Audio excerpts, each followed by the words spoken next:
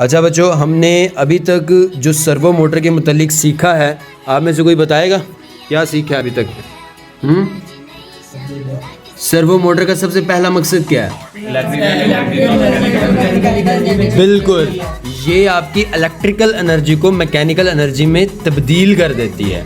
यानी आप बिलफर्ज अगर किसी स्पैनर के ज़रिए कोई पेच खोलते हैं, बिल्कुल वही काम ये आपकी सर्वो मोटर करती है। आपको टॉर्क प्रोवाइड करती है, चीज़ को घुमाने के लिए एनर्जी प्रोवाइड करती है। सादा लफ्ज़ों में आपको मैकेनिकल एनर्जी प्रोवाइड करती है। इसके अंदर ये फिरकियाँ सी लगी हुई होती हैं, जैसा कि आपको यहाँ पर नज़र भी आ रहा है। ये बिल्कुल उसी की एक सूरत है और इसके ऊपर बाकायदा तौर पर प्रिसाइज कंट्रोलिंग को अवेल करने के लिए आप इसको इस्तेमाल करते हैं। इन फ्यूचर जब हम इससे प्रोजेक्ट्स वगैरह क्रिएट करेंगे तो आपको इसका एग्जैक्ट अंडरस्टैंडिंग होगी, लेकिन फिल वक्त के लिए इतना काफ़ी है। ठीक है।